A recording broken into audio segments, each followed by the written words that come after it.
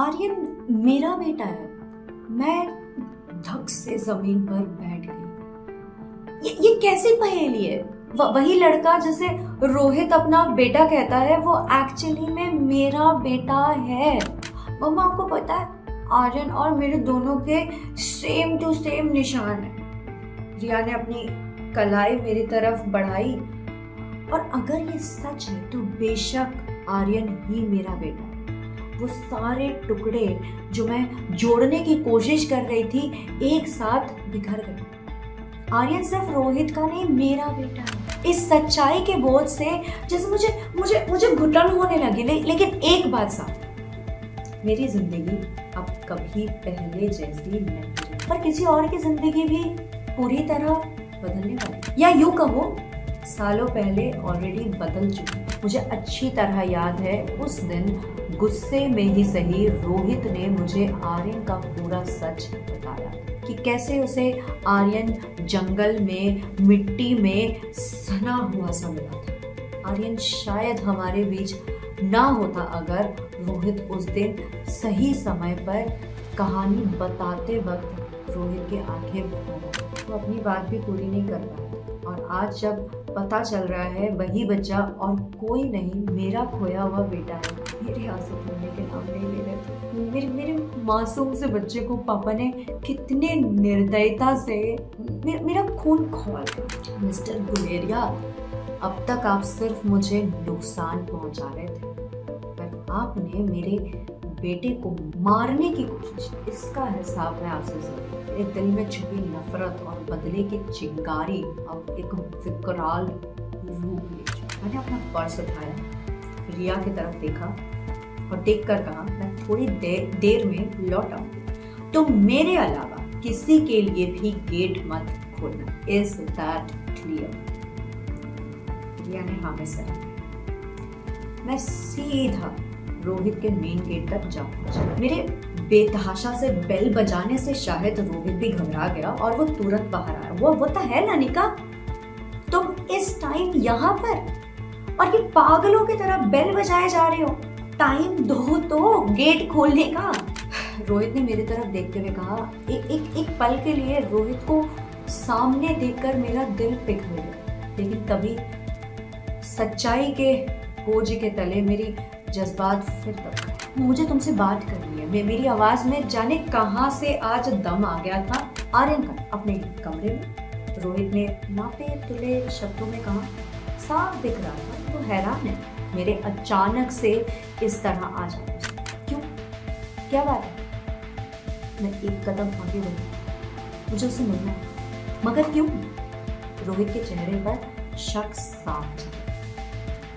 मुझे कुछ जानना है, मैंने अपनी आवाज को संभालते हुए कहा। रोहित ने डांट भींचते हुए जवाब दिया। नहीं, तुम मुझसे नहीं मिल सकती। पहले तो मुझे ये बताओ कि तुम्हें यहाँ किसने भेजा है? तुम यहाँ क्यों आई? मन तो किया रोहित को धक्का मारकर गिरा दूं और सीधा आर्यन के रूम में पहुंच जाऊं। अपने ही बेटे से मिलने के लिए मुझे किसी और की परमिशन नहीं चाहिए, लेकिन फिर मौके की नजाकत को भी तो समझना होगा मुझे। और उसे समझते हुए मैंने बात संभाली और रोहित को समझाया। ठीक है, मैं तुम्हें सब बताऊंगा। तुम पहले मुझे ये बताओ कि आर्यन की माँ कहाँ है, कौन है वो? रोहित के चेहरे का रंग आर्यन की माँ का जिक्र करते ही रोहित जैसे आपस से बाहर हो गया। अनिका, मेरे यहाँ उस औरत का जिक्र करना भी मना है। और ये उसने जोर से चिल्लाते हुए कहा। मैं पहले ही कह चुका हूँ मुझे उसके बारे में बात करना पसंद नहीं है। रोहित ने मानो शब्दों की एक दीवार थी, मगर मैं तो पीछे हटने वालों में से नहीं।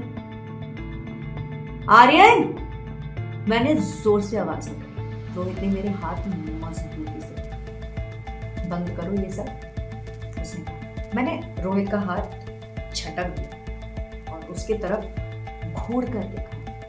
तुम क्यों मुझे सच नहीं बताते? वो कौन है? आर्यन कहाँ से आया? क्या वो तुम्हारा बायोलॉजिकल बेटा है?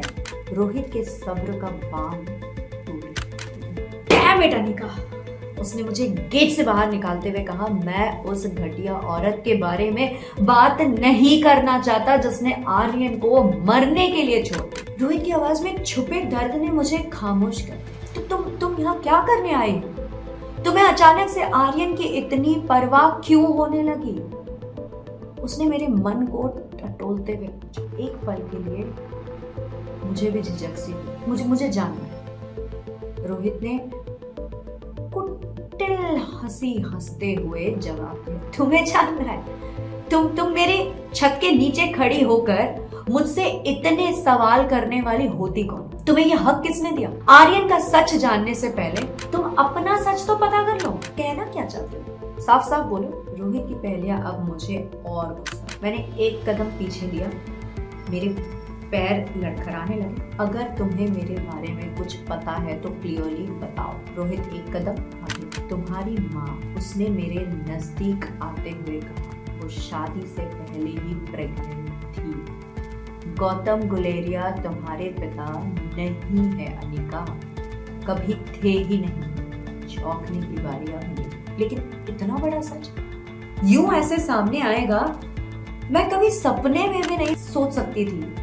पीछे दीवार थी, बस इसीलिए मैं गिरी नहीं, वरना जीवन का इतना बड़ा सच इस तरह जानकर मेरे पैरों तले जमीन खिसक चुकी थी। नहीं, मैं धीरे से सिर हिलाते हुए कहा, मैंने नहीं हो सकता, ये सच नहीं हो सकता। रोहित की आवाज में थोड़ी नरमी है, लेकिन उसका गुस्सा अभी भी पूरी तरह खत्म नहीं हुआ। ये सच, और गौतम गुलेरिया ये सच जानता है, इसीलिए वो तुम्हारे पीछे पड़ा है। उसे तुम्हारी परवाह कभी नहीं। वो पैसों के लालच में तुम्हें अपनी बेटी बनाकर रखता। तुम्हारी लाइफ भी बिल्कुल वैसे ही कंट्रोल करना चाहता है जैसे तुम्हारी माँ की करी। मुझे ऐसा लगा मानो मैं कांच के घर में थी, किसी ने एक पत्थर मारा तो मैं बेघर हो गई। मेरा पूरा जीवन झूठ पर टिका था और अब उस झूठ के पैर टूट रहे। रोहित ने अपनी बात पूरी करते हुए कहा, इतिहास फिर से दोहरा रहा है, जैसी माँ वैसी बेटी, एक के बाद एक, बिन बाप के बच्चे। मैं रोहित को गुस्से में पीछे धक्का दिया। तुम्हें जजमेंट पास करने का कोई हक नहीं है। तुम नहीं जानते कि मैंने क्या मैंने क्या सहा है, मेरी सच क्या है। रोहित ने जवाब नहीं दिया, मगर उसके माथे पर शिकन साफ दिख रहा था। उसकी आंखों में जैसे गिल्ट। गहरी सांस लेकर अपने आप को संभालते हुए मैंने रोहित से फिर पूछा, मुझे सिर्फ एक बात, क्या तुम जानते हो आर्यन की माँ कौन